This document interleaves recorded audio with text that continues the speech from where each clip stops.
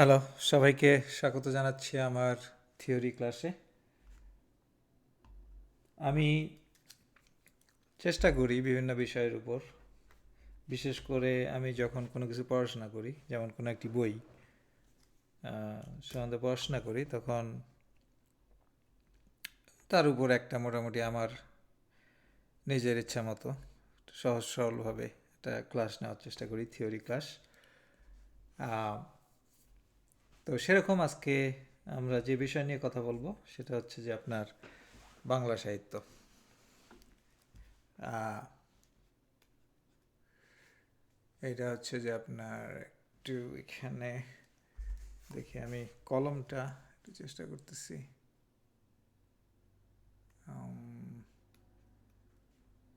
ওকে, হ্যাঁ, তো ঠিক আছে। আজকে আমরা যেটা বাংলা সাহিত্যে যে জিনিসটা নিয়ে কথা বলবো তার নাম হচ্ছে যে পুঁথি অথবা পুঁথি সাহিত্য। আসলে বাংলা লেখা একটু টাফ, ইংলিশ লেখা একটু সহজ। এবং আমি কয়েকটা বই এই বিষয়ে পড়ছি। তার মধ্যে আমি একটু দেখাতে যাচ্ছি যে একটু আপনার দেখেন, পুঁথির কথা, ত্রিপুরা বসু, অনেক পুরাতন একটা বই।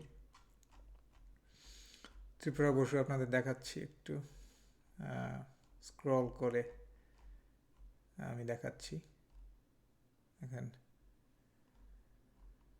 এই ঠিক আছে, এই মোটামুটি এই বইটার উপর আমি আজকে দেখাবো। যে আমার লেকচারটা হচ্ছে যে এখান থেকে কিছু তথ্য, পাশাপাশি আরও কয়েকটা বই আছে, সব বই দেখাইলাম না। তো এবং আমি যখন এই ক্লাস নেই, আমি দীর্ঘদিন শিক্ষকতা করছি আসলে বিশ্ববিদ্যালয়ে। তা আমার অভ্যাস একটু ওল্ড ফ্যাশন, মানে আমি একটু লিখে, যেমন আপনারা দেখতে পারতেছেন যে এটা ব্ল্যাকবোর্ড, ব্ল্যাকবোর্ডে লিখে আমি নেওয়ার চেষ্টা করতেছি। তবে যদি কোনো সময় কোনো কিছু লেখার বা টাইপ করার দরকার হয় তাহলে সেটা আমি টাইপ করব, বাট আপাতত আমি তো আলোচনা করতেছিলাম যে আমাদের বাংলা ভাষায় যে সমস্ত সাহিত্য, শুধুমাত্র সাহিত্য না, সাহিত্য ছাড়াও অন্যান্য জিনিস, যেমন তন্ত্রমন্ত্র, পূজা পার্বণের রিসাইটেশন, বিভিন্ন মহাকাব্য,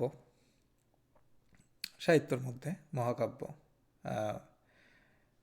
তারপর বিভিন্ন পদাবলী, এই সমস্ত কিছু, যা কিছু আমাদের প্রাচীন ইতিহাসের প্রাচীন ইতিহাস, এগুলি সব কিছু লেখা হয়েছে পুঁথিতে। কাজেই পুঁথি সাহিত্য, আসলে ক্লাসটা পুঁথি সাহিত্য না, আসলে আমাদের ক্লাসটা হচ্ছে যে একটা মাধ্যম বা মিডিয়া। মিডিয়া, কারণ আমরা তো জানি যে বুকস, হ্যাঁ, আমরা এখন পাই বুকস এবং কম্পিউটারে পিডিএফ এবং নানান ধরনের সহজলভ্য মাধ্যম এখন আছে, ভিডিও তার মধ্যে উল্লেখযোগ্য। কিন্তু আগে তো এরকম ছিল না। আমাদের সব কিছু আসলে ছিল বই নির্ভর, বই অথবা পুস্তক। তো এই পুস্তকের মধ্যে আমি যদি এই পুস্তক কথাটা নেই, এই পুস্তক কথাটার মানে হচ্ছে যে আসলে গাছের গাছের ছাল,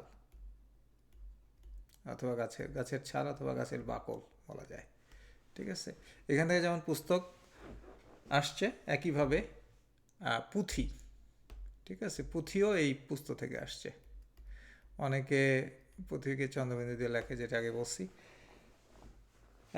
ব্যাপার না, দুইটা ভার্সনই ঠিক আছে। তো আমরা তো জানি যে বাংলা ভাষায় সর্বপ্রথম যেটা প্রিন্টিং প্রেস থেকে বের হওয়া বই, সেই বইটার নাম হচ্ছে the language, the the the grammar of Bengali language. এবং মজার ব্যাপার হচ্ছে যে এটি রচনা করছে একজন ইংরেজ সাহেব। আমি যদি ভুল না করে থাকি, তার নাম হচ্ছে ন্যাথালিয়ান হল wood or something like that. আমার একটু নোট আছে, আমি একটু দেখে নেই নামটা বলার আগে। সেটা হচ্ছে যে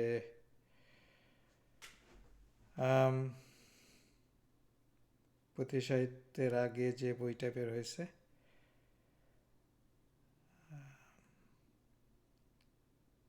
হল হেড। সম্ভবত সেই প্রিন্টিং মেশিনটা ছিল হুগলি। তখন তো একত্রিত ছিল সব কিছু, এরকম ভারত পাকিস্তান বাংলাদেশ তো ছিল না সেই সময়। তো যাই হোক না কেন, এর আগ পর্যন্ত মানে প্রিন্টিং প্রেস আবিষ্কৃত হওয়ার পরেও আসলে মানে অনেক কিছু এই পুঁথি আকারে আসছে বাজারে। তো আপনারা হয়তো অনুমান করতে পারতেছেন যে পুঁথি হচ্ছে আসলে যে হাতে লেখা বই, সহজ কথা হাতে লেখা বই। তা এখন প্রাচীন যুগে তো কাগজ ছিল না, আসলে কাগজ ছিল এক সময়, এক সময় কাগজ আবিষ্কৃত হয়, সেটা হচ্ছে যে হাতে বানানো একেবারে ডোমেস্টিক স্টাইলে। But that also has a kind of technology. For example, আমি একটু চলে যাচ্ছি আর কি ইয়েতে, টেকনোলজিক্যাল যে বিষয়গুলি আছে সেটা হচ্ছে যে বাংলাদেশে আমাদের অঞ্চলে যে সমস্ত কাগজ আহ, বানানো হতো, এই টেকনোলজি সম্ভবত চীনাদের কাছ থেকে আসছে সামহাও। এবং চীনারা যেটা ব্যবহার করতো, যে কাগজ আহ, যেটা অনেক কিছু, যেমন পুরাতন কাপড়, হ্যাঁ মানে কাগজের মণ্ডটা, পুরাতন কাপড়, এর সাথে কোনো গাছের বাকল বা ঘাস এই জাতীয় জিনিস ব্যবহার করে লেখা হতো, যে মানে কাগজের মণ্ড ব্যবহার করতো। ওইটাকে বলা হতো হাতে বানানো কাগজ। তবে পুঁথির সবচেয়ে বেশি যেটা লেখা হতো সেটা হচ্ছে তালপাতা। তালপাতা, হ্যাঁ। তো তালপাতাকে কীভাবে প্রসেস করা হতো, অবশ্যই একটা প্রসেস করা হতো। প্রসেস করা হতো কীভাবে, যে তালপাতা প্রথমে কেটে সে পানিতে ভিজায় পচায় ফেলা হতো। হ্যাঁ, আমরা ছোটোবেলায় বট গাছের পাতা থেকে এইভাবে পচায় শুধু ওই যে শিরা উপশিরা পাতাগুলি নিয়ে ছাপ মেরে কাঠ তৈরি করতাম। তা সেরকম ব্যাপারটা অনেকটা সেরকম। তো ওই যেটা করা হয়তো যে তাল পাতা পচানোর ফলে নরম হয়ে যেত, তারপর এটা আবার শুকানো হতো, তারপর এটাকে পাথর দিয়ে ঘষে মসৃণ করে ভারী কিছু চাপা দিয়ে মোটামুটি কাগজের একটা ফরম্যাট তৈরি করা হতো, and that will last long enough. এবং আহ, কাগজের কথা তো বললাম, হাতে বানানো কাগজের মধ্যে আহ, তালপাতা, তালপাতা সরি, যে এক ধরনের আহ, মধ্যযুগে যে মণ্ড তৈরি করা হতো, আহ, সেটা হচ্ছে যে কাপড়, শন, হ্যাঁ, তুঁত গাছের ছাল, তারপরে হচ্ছে যে পাট, তারপরে হচ্ছে কাঠকয়লা ইত্যাদি ইয়ে করে হাতে বানানো একটা মণ্ড তৈরি করা হতো, মণ্ড। এবং সেখান থেকে আসতো কাগজ। এখন আমার দরকার কালি। তো কালির জন্য যেটা কাগজ, কালি এবং একজন কবি, এই তিনটা জিনিস দরকার আসলে কোনো কিছু লেখার জন্য। সাহিত্যের কথা বলতেছি। তিনটা জিনিস দরকার, একটা হচ্ছে যে কাগজ বা তালপাতা, নাম্বার ওয়ান, নাম্বার টু হচ্ছে যে কালি, নাম্বার থ্রি হচ্ছে কবি। ওকে, কবি। এটা বলতেছি আমি যে আসল মৌলিক লেখার জন্য। দেখা যাচ্ছে যে একজন কবি আছে, উনি একটা কিছু লেখা লিখবে, মৌলিক লেখা, তখন এই তিনটা জিনিস দরকার। তারপর সেটা আসলো সেই মৌলিক জিনিসটা, সেই কবিতা। আমরা একটা কবিতা বা আমরা এটাকে একটা পদাবলী বলি, বরং যেহেতু প্রাচীন ব্যাপার স্যাপার পদাবলী বলাটা ঠিক হবে। এটা পদাবলী আসলো। এই পদাবলী হচ্ছে যে মেইন কপি একটা, হয়তো কবি নিজেই লিখছে অথবা কাউকে নিয়োগ করছে। হ্যাঁ, তো যে সমস্ত মানুষকে নিয়োগ করা হয়তো তাদেরকে আমরা তো জানি যে আমরা আমরা তাদেরকে অবশ্যই বলবো লিপিকর। হ্যাঁ, লিপিকর। তো লিপিকর প্রথম বা প্রাথমিক যে পুঁথি সেইটা লেখার জন্য লিপিকারের সাহায্য নেওয়া হতো, কারণ লিপিকরদের সাধারণত হাতের লেখা ভালো হয়, কবির হাতের লেখা ভালো নাও হতে পারে। হ্যাঁ, তো এইটা এখন কালি যেটা, কালির কথা আমি যেহেতু বলতেছি, কালি যেটা সেটা হচ্ছিল যে প্রথমেই আমরা, আপনার যদি গ্রামে যান তাহলে দেখবেন যে যে জাল রং করার কাছে এক ধরনের ফল ব্যবহার করে, সেটা হচ্ছে গাব। ঠিক আছে, তো গাব। দুই নম্বর হচ্ছে আপনারা হয়তো জানবেন যে ডালিম। ডালিমের কিন্তু একটা পিঙ্ক কালার আছে, খুব সুন্দর গোলাপি কালার। ঠিক আছে, তো এর সাথে শুধুমাত্র ইয়ে না যে আপনার গাব অথবা ডালিম, এটা তো মেইন। এর সাথে আরও থাকতে পারে, যেমন হচ্ছে যে কয়লা। ঠিক আছে, কাঠ কয়লা, অথবা দেখা গেলো মহিষের চামড়ার, মহিষের চামড়া পুরানো কয়লা, চামড়া পোড়া কয়লা। তারপর ইত্যাদি আরও অনেক কিছু দিয়ে কালি তৈরি করা হতো, এবং আহ, ওইখানে অন্যান্য গাছের রস, হর্তুকি, বিভিন্ন গাছের রস ব্যবহার করা হতো।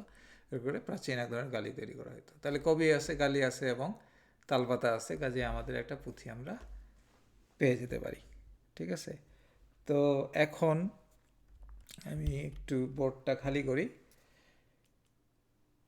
এখন যেটা সম্বন্ধে আমরা পুঁথির, তো টেকনোলজি যেটা, সেটা আমরা আলোচনা করলাম। এবং পুঁথি কয় ধরনের হতে পারে?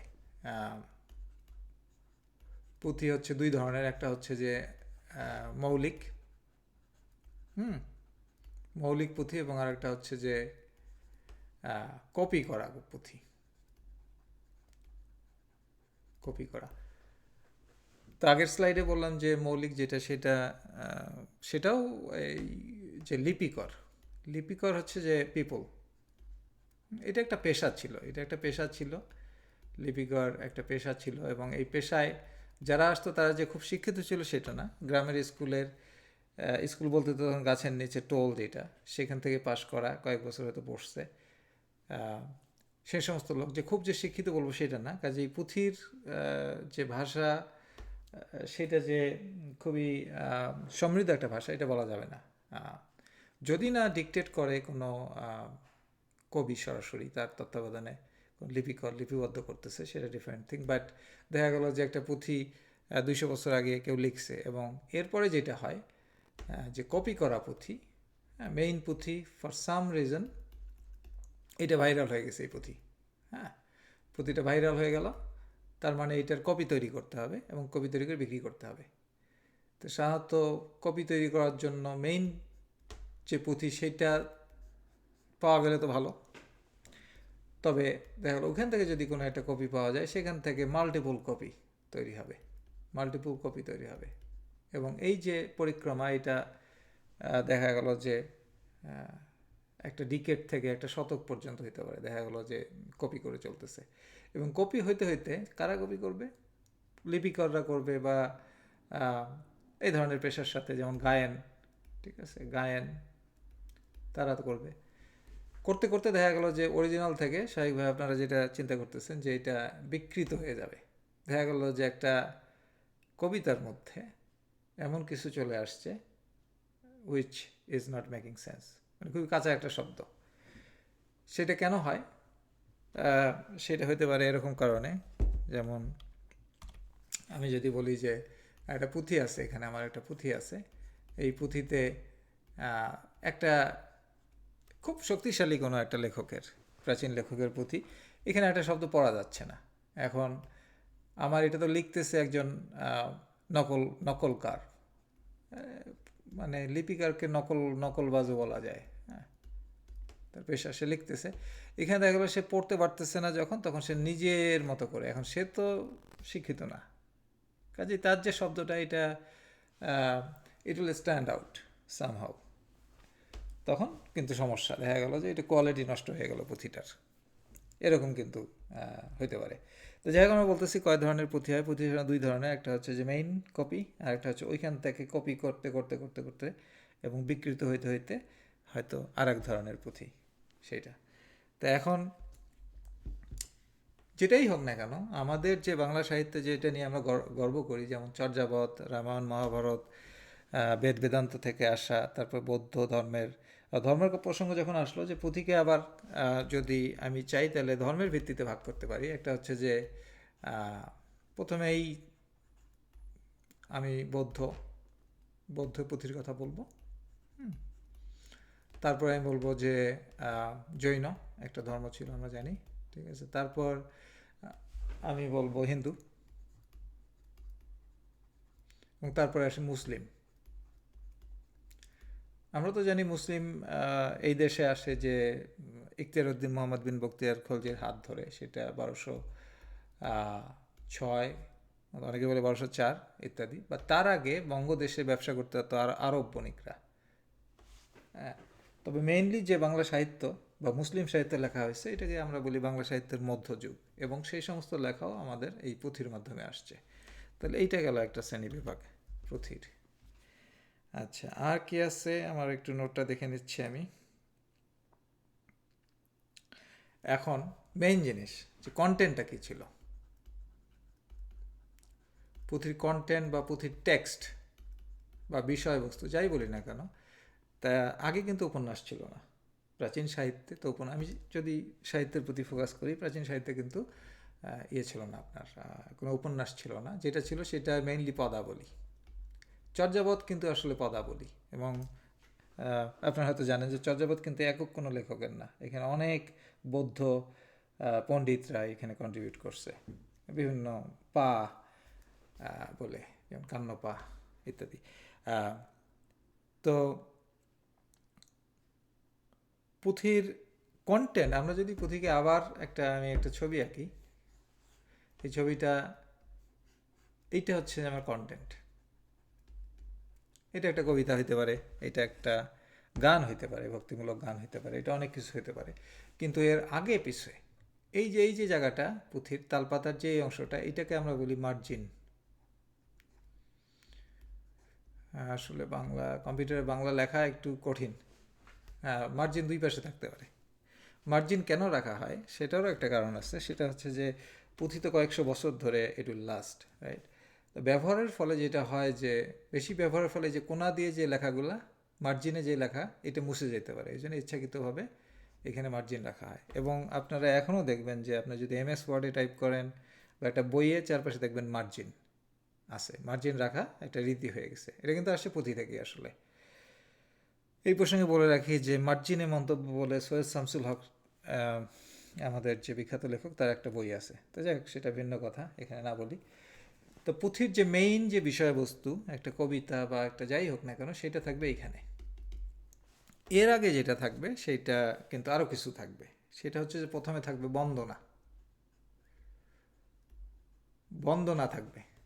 বন্দনা হচ্ছে যে সৃষ্টিকর্তার নামে বন্দনা, বা দেবদেবীর নামে বন্দনা, বা পিতামাতার নামে বন্দনা, বা শিক্ষকের নামে বন্দনা। আমরা যখন মেট্রিক পরীক্ষা দিই তখন আমাদের সিলেবাসে একটা কবিতা ছিল, শাহ মোহাম্মদ সগিরের। কবিতাটা হয়তো অনেকের মনে আছে, যে পিতামাতা এবং শিক্ষকের প্রতি বন্দনা করে কবিতাটা ছিল। তো যাই হোক, প্রথমে থাকবে বন্দনা, তারপরে থাকবে লেখক পরিচিতি থাকতে পারে ইত্যাদি, যেটাকে আমরা বলি মেটা ডাটা। হ্যাঁ, বন্দনা হয়েছে একটা মেটা ডাটা, আসল কন্টেন্ট না, মেটা ডাটা। তারপর আর কি থাকতে পারে, তারপর তো মেইন কনটেক্সট থাকবে। তারপরে যে একটা বিষয় থাকবে, এটা আমি একটা নাম দিই, এটার নাম দিলাম আমি, এটা একটা নাম আছে,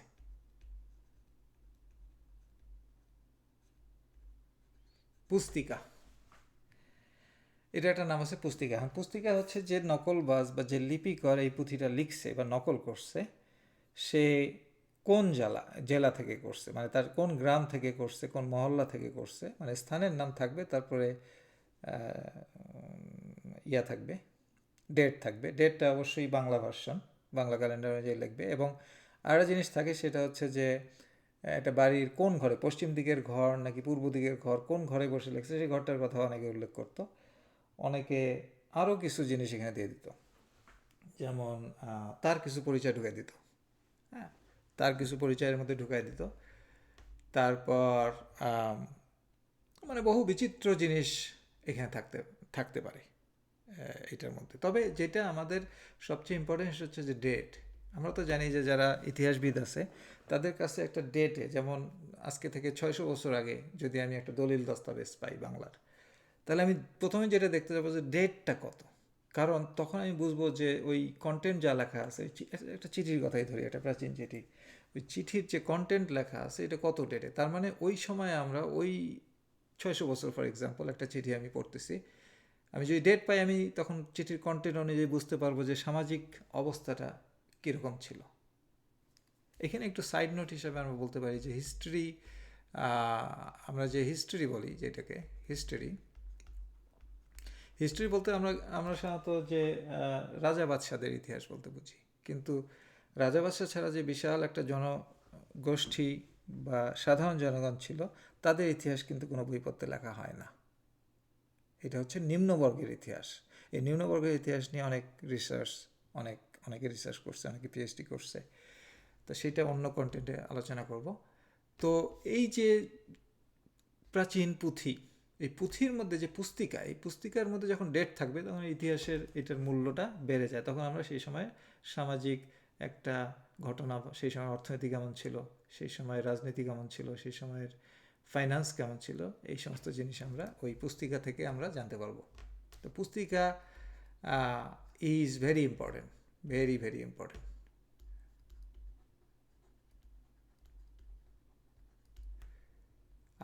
সরি, আমি আসলে তখন এই কথাটা একটু ভুল বলছি, আমি মার্জনা করবেন। এটা হচ্ছে পুষ্পিকা, পুষ্পিকা, এটা পুস্তিকা না, না পুষ্পিকা। ঠিক আছে, তার পুঁথির একটি পার্টিকুলার অংশ লেজের দিকে যেটা থাকে, এখানে পুষ্পিকা থাকে। আর একটা জিনিস এখানে বলে রাখি, সেটা হচ্ছে যে আপনার মেইন কন্টেন্টের আগে আরেকটা জিনিস ছিল, এইটার নাম হচ্ছে ইন্টারেস্টিং, ভনিতা। ভনিতা মানে হচ্ছে যে যে মেইন কবি, মেইন লেখক, আগেকার দিনে প্রচলন ছিল যে কবি বা লেখক সামহাও যখন কিছু একটা লিখবে তখন সে খুব শাই ছিল, মানে নিজের নামটা ওই কবিতার নিচেই নিজের নামটা এখন যেমন আমরা ব্যবহার করি সেটা ব্যবহার করতো না। তারা কোনো কারণে লজ্জিত হইতো বা তা ছলনা করে বা ভনিতা করে একটা মানে কাব্যের একটা লাইনের মাধ্যমে তারা নিজেদের নামটা বলতো, সেই অংশটাকে বলা হয়তো ভনিতা। তা আমাদের এই যে পুষ্পিকার আগের কিন্তু ভনিতা, এই জায়গায় ভনিতা থাকবে, একদম শেষের দিকে ভনিতা থাকবে। তো এই কালচারটা আমরা এখনকার বাউল যে আছে, বাউলদের মধ্যে কিন্তু এটা আমরা পরিলক্ষিত করি। হ্যাঁ, বাউলরা কিন্তু সেটা করে।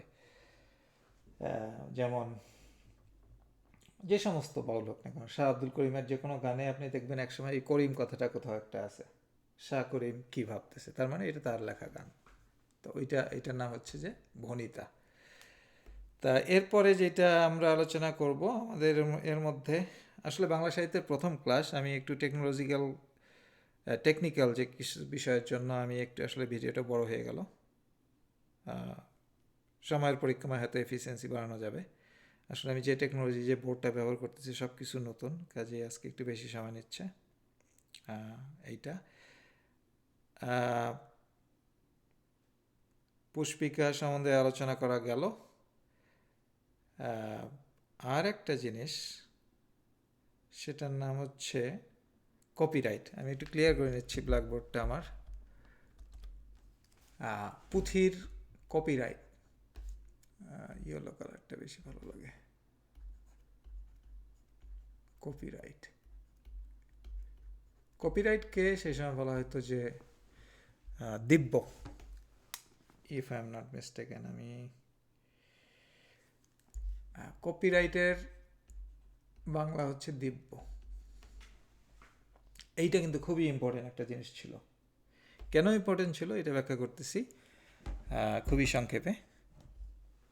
সেটা হচ্ছে যে আপনারা জানেন যে যারা লিপিকর বা নকলবাজ, তাদেরকে হায়ার করে আনা যেত।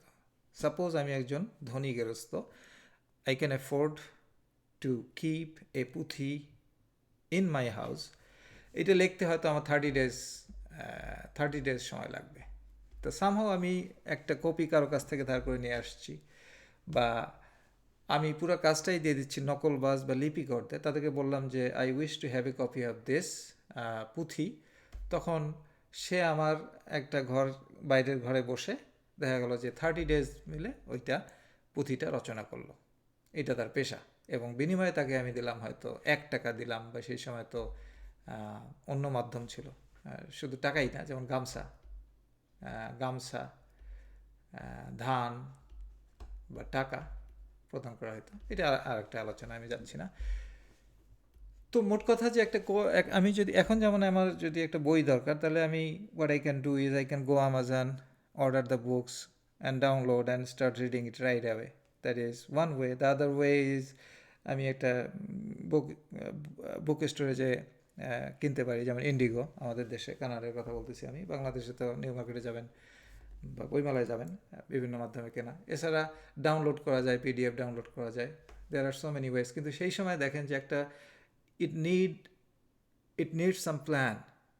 আমরা যেমন এখন মনে করি যে না, আমি একটা বড় ডিসিশন, যেমন আমি একটা বাসায় একটা পেট রাখবো, এটা যেমন একটা ডিসিশন, অনেক রেসপন্সিবিলিটি আছে, সেই সময় একটা পুঁথি বা একটা বই কেনার জন্য একজনকে হায়ার করা হতো, অ্যান্ড ইট টেক্স 30 days আর 15 days। এবং এই সময়টা নকলবাজ যেটা করতো যে ওই ঘরের বারান্দায় বসে মাথা নিচু করে সে লিখে যাইতো এবং টানা লিখতো। আপনারা কিন্তু দেখবেন যে পুঁথির লেখাগুলো এরকম, আমাদের যেমন একটা শব্দ পর আরেকটা শব্দ, পুঁথির মধ্যে কিন্তু দেখতে পারবেন যে একটা টানা লিখে যাচ্ছে, একেবারে ঘাড় নিচু করে টানা লিখে যাচ্ছে, because as early as he can finish the book he will get paid, right? কাজেই এবং একসময় তার লিখতে লিখতে তার পিঠে ব্যথা হয়ে যেত, এবং এই ব্যথা কমানোর জন্য বা এই মনোটোনাস যে একটা ভাব, এটা কমানোর জন্য তারা যেটা করতো যে গঞ্জিকা সেবন করতো, গাঁজা খাইতো। গাঁজা খেয়ে যখন পুঁথি লিখতো তখন ওই পুঁথির কোয়ালিটি নষ্ট হয়ে যেত, এবং পুঁথির মধ্যে এমন কিছু বিচিত্র শব্দ দেওয়া যেত that does not belong to the main content or text. এইটা একটা পুঁথির কিন্তু এটা একটা অসুবিধা ছিল। তো যাই হোক, কপিরাইট যে বা দ্রব্য যেটার কথা আমি বলতেছিলাম, সেটা হচ্ছে যে আপনার একটা বড় ভয় ছিল যে I have already invested some money to have this পুঁথি written by someone and I want to keep it. তখন সবচেয়ে যেটা ভয় ছিল সেটা হচ্ছে চোর। তো সেটা আসে চুরি করে নিয়ে যেতে পারে, চুরি করে নিয়ে যেতে পারে পুঁথি। এখন আপনি এটা কীভাবে ঠেকাবেন? এখন চোর তো বাসায় আসবেই, বাড়িতে তো চোরের আক্রমণ হবেই। এখন কোনো কারণে সেই চোর যদি শিক্ষিত চোর হয়, দেখা গেল একটা চোর চুরি করতে ঢুকে দেখা গেলো অনেক দ্রব্য পাওয়া গেছে, সোনা দানা হাবিজাবি পাওয়া গেছে, সব কিছু নিচ্ছে, এবং সে যদি দেখে যে একটা পুঁথি আছে, সে ডেফিনেটলি এটা মূল্যবান জিনিস, সেটা নেওয়ার চেষ্টা করবে। এবং প্রথম পৃষ্ঠায় সে যেটা দেখবে সেটা হচ্ছে কপিরাইট বা দিব্য। এইখানে মানে যেটা করা হয়তো যে অসাব্য গালিগালাজ, একেবারে অশ্লীল ভাষায় গালিগালাজ করা হতো, যে এই পুঁথিটা চুরি করবে, মানে আমি নিজেও মুখে আনতে পারতেছি না এই যুগে কি অসাব্য গালিগালাজ হইতে পারে।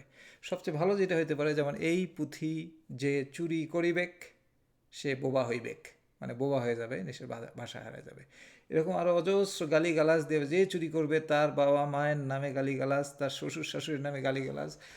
চোর যখন দেখবে যে এইটা লেখা আছে যে চুরি করলে এইটা হবে, তখন সে বলে এটা চুরি করবে না। That was the concept. তাইলে এইটা ছিল কপিরাইট আর একটা খুব উল্লেখযোগ্য অংশ। তো মোটামুটি আমার আজকের ভিডিও বড় হয়ে গেছে, আমি 30 মিনিটের মধ্যে রাখার চেষ্টা করতেছি। সর্বশেষ যেটা বলবো যে এই পুঁথি বাংলা সাহিত্যের একটা অমূল্য সম্পদ। আমাদের বাংলাদেশে অনেক জায়গায় পুঁথি সংগ্রহ করে রাখা হয়েছে, ইন্ডিয়াতে আছে, ত্রিপুরা রাজ্যে আছে, বঙ্গে আছে। তা পুঁথি শুধু যে বঙ্গের কথা বলতেছি বা বাংলাদেশ সেটা না, প্রত্যেক ভাষায় পুঁথি তাদের নিজস্ব সিস্টেমে পুঁথি আছে। তো যেহেতু আমি বাংলাদেশের কথা বলতেছি, অনেক জায়গায় আছে, অনেকে সংগ্রহ করছে পুঁথি। তো পুঁথি সংগ্রহটা খুবই জরুরি একটা কাজ। তবে কিছু কিছু জায়গা, যেমন যদি আমি জানি যে এখানে একটা জমিদারের পুরাতন বাড়ি আছে বা একটা অবস্থা সম্পন্ন একটা কাছারি ঘর আছে কোথাও, ওখানে গেলে ঘাটাঘাটি করবে যে পুরাতন কাগজপত্র কী আছে। ম্যাক্সিমামই উত্তর পুরুষরা করছে কি, ওইগুলো বান্ডেল টান্ডেল দেখে যে এটা কী নদীতে ফালাই দিয়েছে বা পুরাই ফেলছে, যে ঝামেলা দূর হয়ে যাক। তো এই জন্যে আমরা আমাদের অতীত, আমাদের পাস্ট সম্বন্ধে আমরা জানার একমাত্র উপায় হচ্ছে যে এই পুঁথি। তবে আমাদের দুর্ভাগ্য যে অনেক পুঁথি নষ্ট হয়ে গেছে, নষ্ট না হলে আমাদের ইতিহাস আরও সমৃদ্ধ হইত। তো আজকে এ পর্যন্তই। সবাইকে অসংখ্য ধন্যবাদ আমার এই থিওরি ক্লাসটা দেখার জন্য। আবার দেখা হবে অন্য কোনো ক্লাস নিয়ে।